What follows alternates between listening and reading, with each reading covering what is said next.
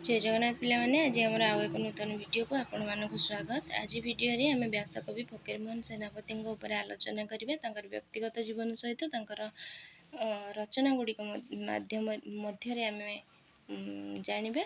तो रचना गुडी को केबे प्रकाश पाइथिला केउ पत्रिका रे प्रकाश पाइथिला ता मध्य रे कोन सब रहिछि से विषय रे आमे ए वीडियो रे आलोचना करिवे। तो फकीरमोहन सेनापति हेउचंदी ओडिया साहित्य रो जण आग धाड़ीर लेखक बा जो सुनामधन्य पुरुष से थिले। ओडिया भाषा ओडिया साहित्य पई तांकर अनवद्य कृति रहिथिला। तांकर सृष्टि गुडिक पई से एक स्वतंत्र स्थान सृष्टि करि परिछन्ती। ओडिया साहित्य रे ओडिया पाठक महल रे आलोड़न सृष्टि करि परिछन्ती तांकर लेखा माध्यम रे। तो तांकर उपन्यास तांकर गल्प गुडिक ओडिया पाठक मानक हृदय को छुई जाउथिला। से जो भाषा सरल सावलील भाषा व्यवहार करी रचना करुथिले ओडिया पाठक मानक ता बेस आकृष्ट करि पारुथिला।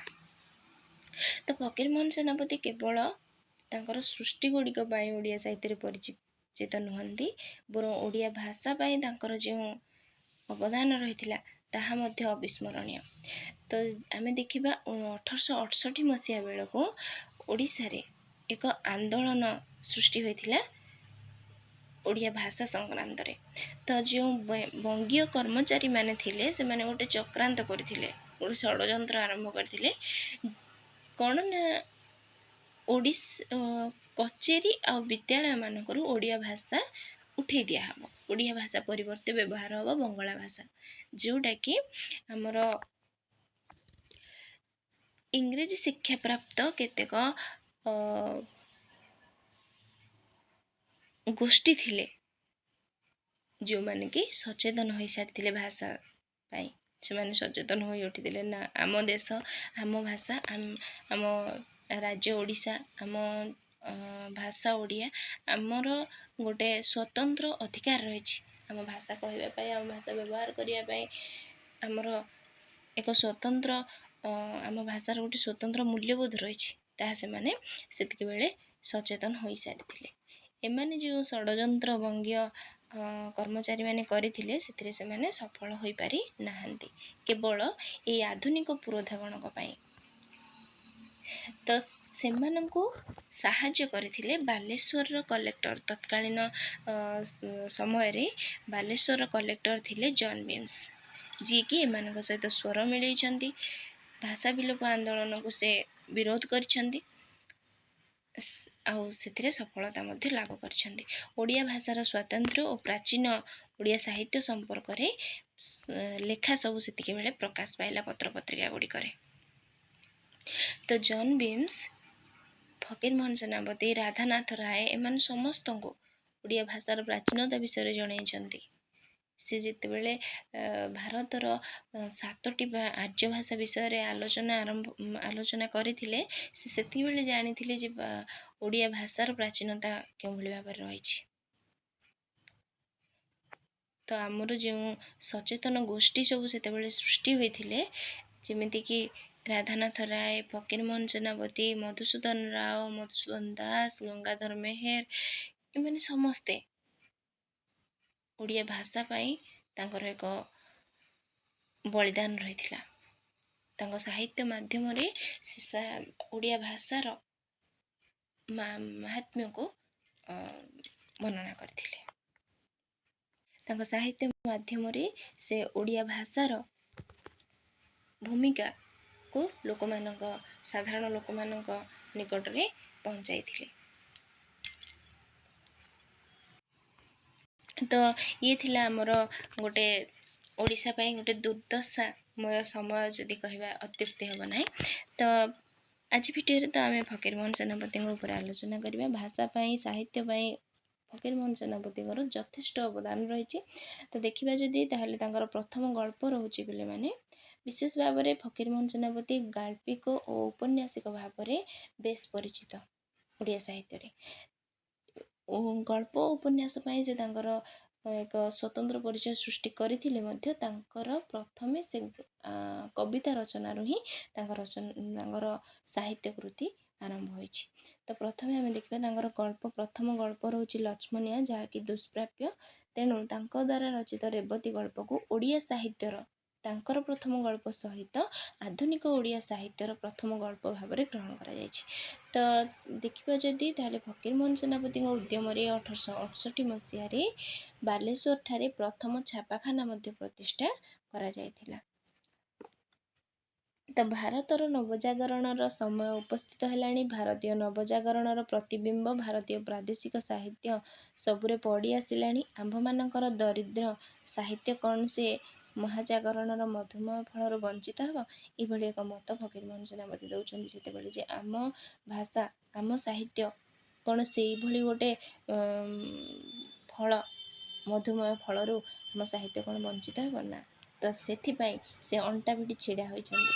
ସେହି ସମୟର ସାହିତ୍ୟିକ ଗୋଷ୍ଠୀମାନେ, ସେହି ସମୟର ଶିକ୍ଷିତ ଗୋଷ୍ଠୀମାନେ ସଚେତନ ହୋଇ ଅଣ୍ଟା ଭିଡ଼ି ଆମ ଭାଷାକୁ ଜୀବନ୍ତ ରୂପ ପ୍ରଦାନ କରିଛନ୍ତି। ତ ଫକୀରମୋହନ ସେନାପତିଙ୍କ ରଚନାବଳୀ ମଧ୍ୟରେ ଆମେ ଦେଖିବା ତାଙ୍କର ପ୍ରଥମେ କାବ୍ୟ କବିତା କ'ଣ ରହୁଛି? ଉତ୍କଳ ଭ୍ରମଣମ୍ ତାଙ୍କର ଏକ କାବ୍ୟ, ଯାହାକି 1891 ମସିହାରେ ପ୍ରକାଶ ପାଇଥିଲା ଆନନ୍ଦପୁର ପ୍ରେସ୍ରୁ। ଏହି ଉତ୍କଳ ଭ୍ରମଣମ୍ 4 ଭାଗରେ ବିଭକ୍ତ ହୋଇଛି। ଏଥିରେ ସେ ଓଡ଼ିଶାର ଖ୍ୟାତନାମା ବ୍ୟକ୍ତିମାନଙ୍କ ସମ୍ପର୍କରେ ଏଥିରେ ରଚନା କରିଛନ୍ତି, ଯେମିତିକି ବିଶ୍ୱନାଥ କର, ରାମଶଙ୍କର ରାୟ, ଜଗନମୋହନ ଲାଲା, ଏମାନଙ୍କ ବିଷୟରେ ସେହି ସମୟରେ, ତତ୍କାଳୀନ ସମୟରେ ଯେଉଁ ସବୁ ବ୍ୟକ୍ତି ସବୁ, ବାସୁଦେବ ସୁଢଳଦେବ, ଏମାନଙ୍କ ସମ୍ପର୍କରେ ଯେଉଁ ସବୁ ଖ୍ୟାତନାମା ବ୍ୟକ୍ତି ବିଶେଷ ଥିଲେ, ତାଙ୍କ ବିଷୟରେ ସେ ଏଥିରେ କବିତା ଆକାରରେ ତାଙ୍କୁ ଉପସ୍ଥାପନ କରିଛନ୍ତି। ତ କବି ଭଦ୍ରକରୁ ଆନନ୍ଦପୁର ଯିବା ବେଳେ ହାତୀ ଉପରେ ଯାତ୍ରା କଲାବେଳେ ଏହି ଉତ୍କଳ ଭ୍ରମଣମ୍ କାବ୍ୟଟିକୁ ରଚନା କରିଛନ୍ତି। କବିତା ଗ୍ରନ୍ଥର ଆଦ୍ୟରେ ସେ ସାରଳାଙ୍କ ବନ୍ଦନା କରିଛନ୍ତି। ଯେମିତିକି ଆମେ ଦେଖିବା ତାର କିଛି ଗୋଟେ ଅଂଶ ଦେଖିବା। ହେ ସୁଢଳ ମହାରାଜ କରେ ନମସ୍କାର, ହିତୈଷିଣୀ ତୁମ୍ଭ ଯଶ କରୁଛି ପ୍ରଚାର। ହେ ରାମଶଙ୍କର ମୋର ମାନୁଛି ମନକୁ, ହୋଇପାର ଭାଇ ତୁମେ ଗୌରୀ ପଛକୁ। ତ ଗୌରୀଶଙ୍କର ରାୟ, ରାମଶଙ୍କର ରାୟ, ଜଗନମୋହନ ଲାଲା, ବାସୁଦେବ ସୁଢଳଦେବ, ରାଧାନାଥ ରାୟ, ଗଙ୍ଗାଧର ମେହେର, ବିଶ୍ୱନାଥ କର, ଗୋବିନ୍ଦ ରଥ, ଏମାନଙ୍କ ସମସ୍ତଙ୍କ ବିଷୟରେ ସେ ଏହି ଗ୍ରନ୍ଥରେ, ଏହି ପୁସ୍ତକଟିରେ ସ୍ଥାନ ଦେଇଛନ୍ତି। ତ ତାଙ୍କର ଅନ୍ୟ କବିତା ପୁସ୍ତକ ମଧ୍ୟରେ ଆମେ ଦେଖିବା ପୁଷ୍ପମାଳା, ଯାହାକି 1894ରେ ପ୍ରକାଶ ପାଉଛି କଟକ ପ୍ରିଣ୍ଟିଂ କମ୍ପାନୀ ଦ୍ୱାରା। ଉପହାର କବିତା ପୁସ୍ତକଟି 1895ରେ ରାୟ ପ୍ରେସ୍ରୁ ପ୍ରକାଶ ପାଉଛି। ଅବସର ବାସରେ 1908 କଟକ ପ୍ରିଣ୍ଟିଂ କମ୍ପାନୀ ଦ୍ୱାରା ପ୍ରକାଶିତ। 7ଟି ଅଧ୍ୟାୟ ଏଥିରେ ରହିଛି। ବୌଦ୍ଧାବତାର କାବ୍ୟ ତାଙ୍କର ଆଉ ଏକ ରଚନା, ଯାହାକି 1908 ମସିହାରେ ପ୍ରକାଶ ପାଉଛି ଦେ ପ୍ରେସ୍ରୁ। ଏଥିରେ 19ଟି ସର୍ଗ ରହୁଛି। ବୁଦ୍ଧ ଚରିତ ଆଧାରିତ ରଚନା ଏଇଟା। ବଙ୍ଗଳା ଅମିତାଭ କାବ୍ୟ ଛାୟାରେ ଏହି ଅବସର ବାସରେ ବୌଦ୍ଧାବତାର କାବ୍ୟଟି ରଚିତ। ତ ତାଙ୍କର ଅନ୍ୟ ଏକ ରଚନା ହେଉଛି ପୂଜା ଫୁଲ, ଯାହାକି 1912ରେ ପ୍ରକାଶ ପାଇଥିଲା କଲିକତା ଉତ୍କଳ ପ୍ରେସ୍ରୁ। ଧୂଳି ତାଙ୍କର ଅନ୍ୟ ଏକ କବିତା ପୁସ୍ତକ, ଯାହାକି 1912 ମସିହାରେ ମୁକୁର ପ୍ରେସ୍ରୁ ପ୍ରକାଶ ପାଇଥିଲା। ତ ଏଇସବୁ କବିତା ସଂକଳନ ମଧ୍ୟରେ ତାଙ୍କର କବିତା ରହୁଛି ମୁଣ୍ଡା ସାହାଡ଼ା ଗଛ, ଯାହାକି ପ୍ରତୀକବାଦୀ କବିତା। ଜୀର୍ଣ୍ଣ ପଲ୍ଲବର ଆଶୀର୍ବାଦ, ଏହା ହେଉଛି ଏକ ଚତୁର୍ଦଶପଦୀ କବିତା। ଚନ୍ଦ୍ରପ୍ରଭାର ନିର୍ଜଳା ଏକାଦଶୀ, ରାମରଥ କଥା, ଯାହାକି ଏକାଦଶୀ ବିଧବାଙ୍କ ପ୍ରତି ତାଙ୍କର ଏକ ସମ୍ବେଦନର ଚିତ୍ର ରହୁଛି। ଚନ୍ଦ୍ରପ୍ରଭାର ନିର୍ଜଳା ଏକାଦଶୀ ଆଉ ରାମରଥ କଥାରେ ବିଧବାଙ୍କ ପ୍ରତି ତାଙ୍କର ସମ୍ବେଦନାର ଚିତ୍ର ଦେଖିବାକୁ ମିଳେ। ତ ସେଇଭଳି ଭାବରେ ଭାଷାକୁ କେଉଁଭଳି ଭାବରେ ଆମେ ବଞ୍ଚାଇ ରଖିବା, ତା ପାଇଁ ସେ ଉଦ୍ବୋଧନ ଦେଉଛନ୍ତି। ଭାଷା ହିଁ ଜୀବନୀ ଶକ୍ତି ଜାତିମାନଙ୍କର, ଯେଉଁ ଜାତି ଭାଷାହୀନ ସେ ଜାତି ବର୍ବର। କେଉଁ ଜାତି ବର୍ବର କବିତାରୁ ଏହା ହେଉଛି କେଉଁ ଜାତି ବର୍ବରର ଅଂଶବିଶେଷ। ତାପରେ ପଢ଼ ଇଂରେଜୀ କେହି ମନା କରୁନାହିଁ, କିନ୍ତୁ ବାପା କାମ କର ଜାତି କୂଳ ଚାହିଁ। ଉଠ ଭାଇମାନେ ଚାହିଁ ଆଖି ମଳି, ଜାତିର ଦୁର୍ଦ୍ଦଶା ପଡ଼ିଲା ଯେ ବଳି। ତ ଓଡ଼ିଆ ସାହିତ୍ୟରେ ଓଡ଼ିଆ ଭାଷା ପାଇଁ ଯେଉଁ ଦୁର୍ଦ୍ଦଶାମୟ ସମୟ ଗୋଟେ ଆସିଥିଲା, ତାଠାରୁ କେଉଁଭଳି ଭାବରେ ଓଡ଼ିଆ ଭାଷାକୁ ସେ ବଞ୍ଚାଇ ରଖିବେ, ଓଡ଼ିଆ ଜାତିକୁ ବଞ୍ଚାଇ ରଖିବେ। ସେଥିପାଇଁ ସେ ତାଙ୍କର କବିତା ମାଧ୍ୟମରେ, ତାଙ୍କର ଲେଖା ମାଧ୍ୟମରେ ସାଧାରଣ ଜନତାଙ୍କୁ ଉଦ୍ବୋଧନ ଦେଉଛନ୍ତି ଯେ ଆମେ ଜାଗି ଉଠିବା, ଆମ ଆଖି, ଆମେ ଶୋଇ ରହିବାନି, ଆଉ ଆମେ ଆଖି ଖୋଲିକି ଏବେ ଆମ ଭାଷା, ଆମ ଜାତିକୁ କେଉଁଭଳି ଭାବରେ ବଞ୍ଚାଇ ରଖିବା, ସେଇ କଥା ତାଙ୍କର ରଚନା ଗୁଡ଼ିକରେ ଆମେ ଦେଖିବା ପାଇଁ ପାଇବା। ପରବର୍ତ୍ତୀ ସମୟରେ ଆମେ ଦେଖିବା ଏକ ଆତ୍ମା ଭିନ୍ନ ଦେହ ଥିଲେ ଦୁଇ ଜଣ, ଛିନ୍ନ ହୋଇ ନଥିଲା ତ ପ୍ରୀତିର ବନ୍ଧନ। ନ ଲୋଡ଼ିବ ମୋ ଗୀତରୁ ଭାବର ଗାମ୍ଭୀର୍ଯ୍ୟ, ଛନ୍ଦବନ୍ଧ ତାନମାନ ପଦର ମାଧୁର୍ଯ୍ୟ। ମୋ ଗୀତର ଭଣିତା, ଏହା ହେଉଛି ଅବସର ବାସରେ ତାଙ୍କର ଗୋଟେ ଯେଉଁ ଅବସର ବାସରେ କବିତା ସଂକଳନର ଗୋଟେ କବିତା। ନ କରିଲେ ମାତୃଭାଷାର ଉନ୍ନତି, ଘୁଞ୍ଚିବ କି କେବେ ଦେଶର ଦୁର୍ଗତି। ତ ମାତୃଭାଷା ପାଇଁ ଆମେ କେଉଁଭଳି ଭାବରେ ସମସ୍ତେ ସଚେତନ ହେବା, ତା ପାଇଁ ସେ ତାଙ୍କର କବିତା ଗୁଡ଼ିକରେ ଉଦ୍ବୋଧନ ଦେଇଛନ୍ତି। ତ ଯଦି ଦେଖିବା ତାହେଲେ ଓଡ଼ିଆ ସାହିତ୍ୟରେ ବିଧିବଦ୍ଧ ଭାବରେ ପ୍ରଥମେ ଜୀବନୀ ରଚନା କରୁଛନ୍ତି ଫକୀରମୋହନ ସେନାପତି, ତାଙ୍କର ଆତ୍ମଜୀବନ ଚରିତ୍ର, ଯାହାକି 1918 ମସିହାରେ ପ୍ରକାଶ ପାଇଥିଲା। ତାପରେ ସେ ତାଙ୍କର ଭ୍ରମଣ ବୃତ୍ତାନ୍ତ ଗୋଟେ ରହୁଛି ୱାଲ୍ଟେୟାର ଦର୍ଶନ, ଯାହାକି ତାଙ୍କର ଗୋଟେ ଭ୍ରମଣ ବୃତ୍ତାନ୍ତ। ତାଙ୍କ ଦ୍ୱାରା ରଚିତ ପ୍ରବନ୍ଧ ମଧ୍ୟରେ ଆମେ ଦେଖିବା କବି ଗୋପାଳ କୃଷ୍ଣ ପଟ୍ଟନାୟକ, ଉତ୍କଳ ଭାଷାର ଭୂତ ଭବିଷ୍ୟତ। ଗୁରୁତ୍ୱପୂର୍ଣ୍ଣ ପ୍ରଶ୍ନ ପିଲାମାନେ ଏଗୁଡ଼ିକ ସବୁ ଆପଣମାନଙ୍କ ପାଇଁ। ତାଙ୍କର ଜୀବନ ଚରିତ୍ର ନାମ କ'ଣ, ତାଙ୍କ ଭ୍ରମଣ ବୃତ୍ତାନ୍ତ କ'ଣ ରହିଥିଲା, କବି ଗୋପାଳ କୃଷ୍ଣ ପଟ୍ଟନାୟକ ପ୍ରବନ୍ଧର ରଚୟିତା କିଏ, ଏଇଭଳି ଭାବରେ ଅନେକ ପ୍ରଶ୍ନ ଫକୀରମୋହନ ସେନାପତିଙ୍କ ଉପରେ ଆସିଥାଏ। ତେଣୁ ଆପଣମାନେ ଏଇ ସବୁକୁ କିଛି ବି ସ୍କିପ୍ ନ କରି ସବୁ ଗୁଡ଼ିକୁ ଆପଣମାନଙ୍କ ଖାତାରେ ସ୍ଥାନ ଦେଇ ଦିଅନ୍ତୁ, ଯାହାକି ଆପଣମାନଙ୍କୁ ପରବର୍ତ୍ତୀ ପରୀକ୍ଷା ଗୁଡ଼ିକ ନିମନ୍ତେ ସାହାଯ୍ୟ କରିବ। ତ ଫକୀରମୋହନ ସେନାପତିଙ୍କର ରମ୍ୟ ରଚନା ଗୋଟେ ରହିଛି, ଯାହାକି ନନାଙ୍କ ପାଞ୍ଜି। ଏହି ନନାଙ୍କ ପାଞ୍ଜି ରମ୍ୟ ରଚନାଟି ଲେଖକ ପଞ୍ଚୁଚନ୍ଦ୍ର ଧୀରେନ୍ଦ୍ର ଛଦ୍ମ ନାମରେ ରଚନା କରିଛନ୍ତି। ଗୁରୁତ୍ୱପୂର୍ଣ୍ଣ ପ୍ରଶ୍ନ ପରୀକ୍ଷାରେ ବହୁତ ଥର ଆସିଛି, ନନାଙ୍କ ପାଞ୍ଜି ରମ୍ୟ ରଚନାର ରଚୟିତା କିଏ, ଏଭଳି ଭାବରେ ପ୍ରଶ୍ନ ବହୁତ ଥର ଆସିଛି। ତ ଫକୀରମୋହନ ସେନାପତିଙ୍କର ଗଳ୍ପ ସଂକଳନର ନାଁ ହେଉଛି ଗଳ୍ପ ସ୍ୱଳ୍ପ ପ୍ରଥମ ଭାଗ ଓ ଦ୍ୱିତୀୟ ଭାଗ। ଆପଣମାନେ ସମସ୍ତେ ଜାଣିଥିବେ ଆଶା କରୁଛି। ତ ପ୍ରଥମ ଭାଗ, ଦ୍ୱିତୀୟ ଭାଗ, ଏଥିରେ ମୋଟ ଉପରେ 20ଟି ଗଳ୍ପ ପ୍ରକାଶ ପାଇଛି। ତାଙ୍କର ପ୍ରଥମ ଗଳ୍ପ ହେଉଛି ରେବତୀ, ଯାହାକି ଉତ୍କଳ ସାହିତ୍ୟରେ ପ୍ରକାଶ ପାଇଥିଲା। ଏହି ଗଳ୍ପ ସଂକଳନର ଶେଷ ଗଳ୍ପ ହେଉଛି ଗାରୁଡ଼ି ମନ୍ତ୍ର, ଯାହାକି ଉତ୍କଳ ସାହିତ୍ୟ ପତ୍ରିକାରେ ପ୍ରକାଶ ପାଇଥିଲା। ତ ତାଙ୍କର ଗଳ୍ପ ଗୁଡ଼ିକ ମଧ୍ୟରେ ବହୁତ ଗୁଡ଼ିଏ ମୁଖ୍ୟ ଗଳ୍ପ ରହୁଛି, ଯେମିତିକି ରାଣ୍ଡି ପୁଅ ଅନନ୍ତା, ସଭ୍ୟ ଜମିଦାର, ପେଟେଣ୍ଟ ମେଡ଼ିସିନ, ଧୂଳିଆ ବାବା, ଗାରୁଡ଼ି ମନ୍ତ୍ର। ଏହିସବୁ ଗୁଡ଼ିକ ସମକାଳୀନ ସମାଜର ଚିତ୍ରକୁ ଏଇଥିରେ ଦିଆଯାଇଛି। ତ ନବ୍ୟ ଶିକ୍ଷିତ ଗୋଷ୍ଠୀ ଇଂରେଜ ଶିକ୍ଷା ପାଇବା ପରେ ସେମାନେ କେଉଁଭଳି ଭାବରେ ଆମର ପରମ୍ପରା, ଆମ ସଂସ୍କୃତିକୁ ଭୁଲି ଯାଉଛନ୍ତି, ତାହା ମଧ୍ୟ ତାଙ୍କ ଗଳ୍ପରେ ଆମେ ଦେଖିବା ପାଇଁ ପାଇବା। ସଭ୍ୟ ଜମିଦାର ଗଳ୍ପରେ, ତ ସଭ୍ୟ ଜମିଦାର ଗଳ୍ପର ଚରିତ୍ର ଗୁଡ଼ିକ ପିଲାମାନେ ବେଳେବେଳେ ପରୀକ୍ଷାରେ ଆସୁଛି। ତ ସେଇଭଳି ଭାବରେ ତାଙ୍କର ଗଳ୍ପ ଗୁଡ଼ିକ ବିଷୟରେ ବିଭିନ୍ନ ପ୍ରତିଯୋଗିତାମୂଳକ ପରୀକ୍ଷାରେ ସବୁବେଳେ ପ୍ରଶ୍ନ ଆସିଥାଏ। ତେଣୁ ଆପଣମାନେ ତାଙ୍କର 20ଟି ଗଳ୍ପକୁ ମନେ ରଖିବା ସହିତ ଗଳ୍ପ ଗୁଡ଼ିକ କେଉଁ ପତ୍ରିକାରେ ପ୍ରକାଶ ପାଇଥିଲା, କେବେ ପ୍ରକାଶ ପାଇଥିଲା, ସେ ଗଳ୍ପ ଗୁଡ଼ିକର ଚରିତ୍ର ମଧ୍ୟ ଜାଣିବା ପାଇଁ ଚେଷ୍ଟା କରିବେ।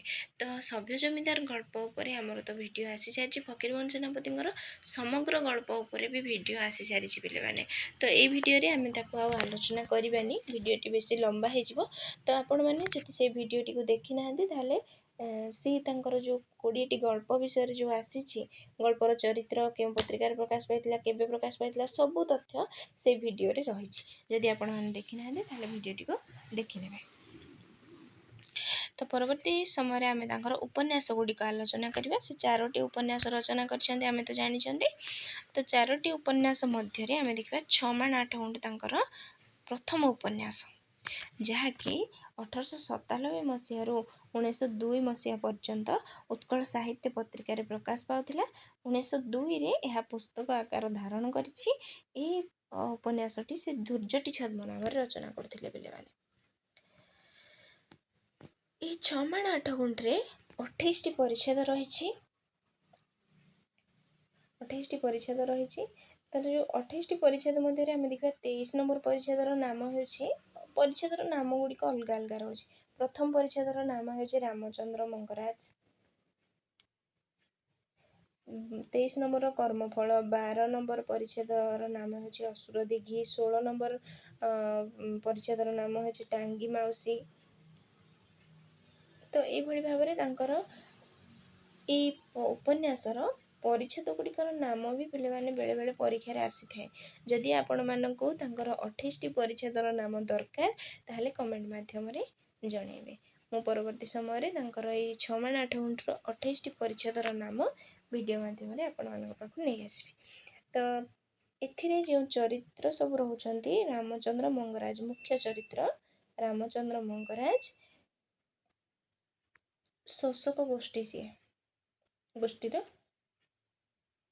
ପ୍ରତିନିଧିତ୍ୱ କରନ୍ତି। ସେ ହେଉଛନ୍ତି ଉପନ୍ୟାସର ଖଳନାୟକ।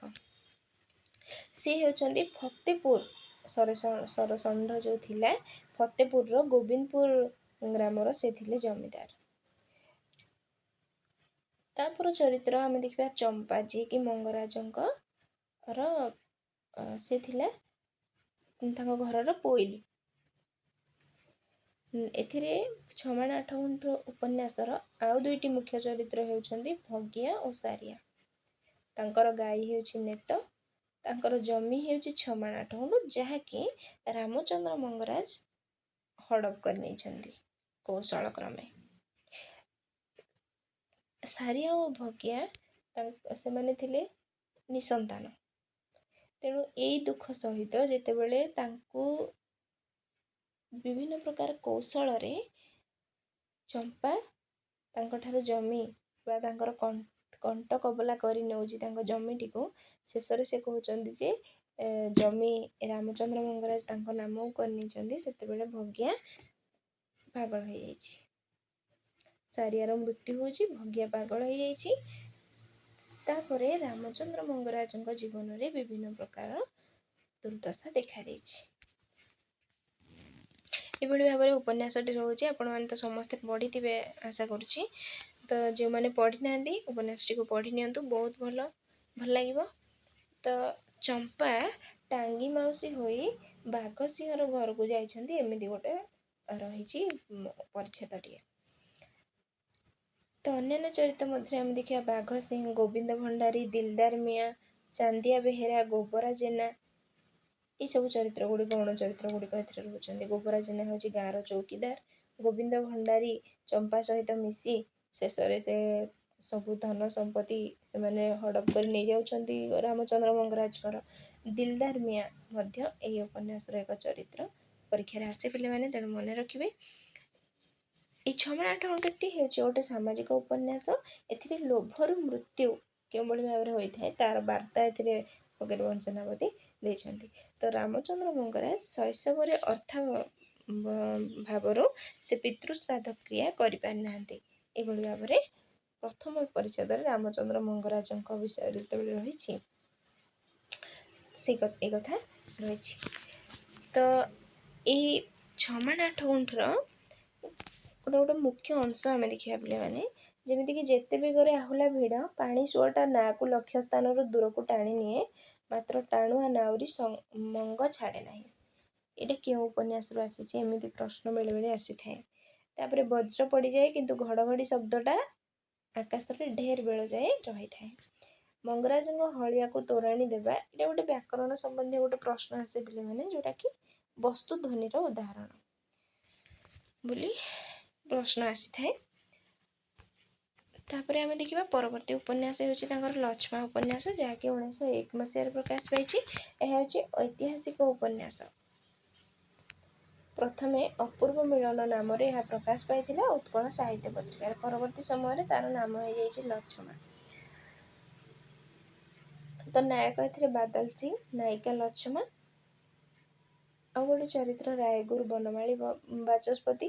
ଜଗତ ସେଠ ଏହି ଉପନ୍ୟାସର ଗୋଟିଏ ମାତ୍ର ଐତିହାସିକ ଚରିତ୍ର ଆମେ ଦେଖିବା ପାଇଁ ପାଇବା। ତ ଖଳନାୟକ ହେଉଛନ୍ତି ଭାସ୍କର ପଣ୍ଡିତ। ଏଥିରେ ରାଇବଣିଆ ଦୁର୍ଗର ବର୍ଣ୍ଣନା ରହିଛି। ତା ସହିତ ମରହଟ୍ଟାମାନଙ୍କ ଅତ୍ୟାଚାର କଥା ଏହି ଉପନ୍ୟାସରେ ରହିଛି। ଏଥିରେ ବଙ୍ଗଳା ଅନୁବାଦକ ଏହି ଲକ୍ଷ୍ମଣ ଉପନ୍ୟାସର ବଙ୍ଗଳା ଅନୁବାଦକ ହେଉଛନ୍ତି ଭାରତୀ ନନ୍ଦୀ। ଲକ୍ଷ୍ମଣ ଓ ବାଦଲ ସିଂଙ୍କର ଯେତେବେଳେ ସେମାନେ ଅଲଗା ହେଇଯାଇଛନ୍ତି, ଆସିଛନ୍ତି ସେମାନେ ଓଡ଼ିଶାକୁ ଜଗନ୍ନାଥଙ୍କୁ ଦର୍ଶନ କରିବା ପାଇଁ, ମରହଟ୍ଟାଙ୍କ ଆକ୍ରମଣ ଯେତେବେଳେ ସେମାନଙ୍କ ଉପରେ ହୋଇଛି, ଲକ୍ଷ୍ମଣ ଓ ବାଦଲ ସିଂ ଦୂରେଇ ଯାଇଛନ୍ତି। ତ ପରବର୍ତ୍ତୀ ସମୟରେ ଗୟା ତୀର୍ଥରେ ସେମାନଙ୍କର ମିଳନ ଘଟୁଛି। ଏଭଳି ଭାବରେ ଉପନ୍ୟାସର କଥାବସ୍ତୁ ରହିଛି। ତ ପରବର୍ତ୍ତୀ ଉପନ୍ୟାସ ହେଉଛି ମାମୁଁ ଉପନ୍ୟାସ, ଯାହାକି 1913 ମସିହାରେ ପ୍ରକାଶ ପାଇଥିଲା। ଏହା ମଧ୍ୟ ଏକ ସାମାଜିକ ଉପନ୍ୟାସ। ଏଥିରେ ମଧ୍ୟ ଲୋଭରୁ ମୃତ୍ୟୁର ବାର୍ତ୍ତା ପ୍ରଦାନ କରାଯାଇଛି। ଚରିତ୍ର ମଧ୍ୟରେ ଆମେ ଦେଖିବା ଦାଶରଥୀ ଦାସ, ମେନକା ଦେଈ, ବାନାମ୍ବର। ମାମୁଁ ଝିଅ ଚରିତ୍ରରେ ନାଜାର ନଟବର, ତାଙ୍କର ସ୍ତ୍ରୀ ହେଉଛନ୍ତି ବିଶାଖା ଦେଈ। ଚାନ୍ଦମଣି ଚରିତ୍ରରେ ହେଉଛନ୍ତି ପ୍ରତାପ ଉଦିତ ମଲ୍ଲ, ଚିତ୍ରକଳା ପ୍ରଭୁଦୟାଲ, ଗେହ୍ଲେଇ, ହରିବୋଲ। ଏହି ଚରିତ୍ର ଗୁଡ଼ିକ ମାମୁଁ ଉପନ୍ୟାସରେ ରହୁଛନ୍ତି। ତ ମାମୁଁ ଉପନ୍ୟାସରେ ଭଣଜାର ସମସ୍ତ ସମ୍ପତ୍ତିକୁ ମାମୁଁ ନେଇଯାଇଛନ୍ତି। ଏହି ପ୍ରକାରର ଏକ କାହାଣୀ ରହୁଛି ମାମୁଁ ଉପନ୍ୟାସରେ, ସାମାଜିକ ଉପନ୍ୟାସଟି। ତ ପ୍ରାୟଶ୍ଚିତ ହେଉଛି ତାଙ୍କର ଶେଷ ଉପନ୍ୟାସ, 1915 ମସିହାରେ ପ୍ରକାଶ ପାଇଥିଲା। ଏହା ମଧ୍ୟ ଏକ ସାମାଜିକ ଉପନ୍ୟାସ। ଜାତି ସମ୍ବନ୍ଧୀୟ କୁସଂସ୍କାର ଯେଉଁ ରହିଥିଲା ସମାଜରେ ସେହି ସମୟରେ, ତାକୁ ଦୂର କରିବା ପାଇଁ ଏହି ଉପନ୍ୟାସଟି ରଚନା କରାଯାଇଛି। ବା ଜାତିଗତ ପାର୍ଥକ୍ୟ ଦ୍ୱାରା ପରିଣତ କ'ଣ ହୋଇପାରେ, ନିଜର ହିଁ କ୍ଷତି ହେଉଛି, ଏହି କଥା ଏହି ଉପନ୍ୟାସ ମାଧ୍ୟମରେ ଲେଖକ ଜଣାଇ ଦେଇଛନ୍ତି। ତ ବୈଷ୍ଣବ ଚରଣ ପଟ୍ଟନାୟକ ହେଉଛନ୍ତି ଶ୍ରୀକରଣ, ତାଙ୍କର ପୁଅ ହେଉଛନ୍ତି ଗୋବିନ୍ଦ ଚନ୍ଦ୍ର। ଶଙ୍କର୍ଷଣ ମହାନ୍ତିଙ୍କର ପୁଅ ହେଉଛନ୍ତି ଶଙ୍କର୍ଷଣ ମହାନ୍ତି ହେଉଛନ୍ତି ଗୋଲାମ କରଣ, ତାଙ୍କର ଝିଅ ହେଉଛି ଇନ୍ଦୁମତୀ। ପରସ୍ପର ସେମାନେ ଭଲ ପାଇଛନ୍ତି। ପରବର୍ତ୍ତୀ ସମୟରେ ସେମାନଙ୍କର ମିଳନ ନ ହେବାରୁ ଇନ୍ଦୁ ମୃତ୍ୟୁବରଣ କରୁଛି, ଗୋବିନ୍ଦ ଚନ୍ଦ୍ର ସନ୍ନ୍ୟାସ ନେଇଯାଉଛି।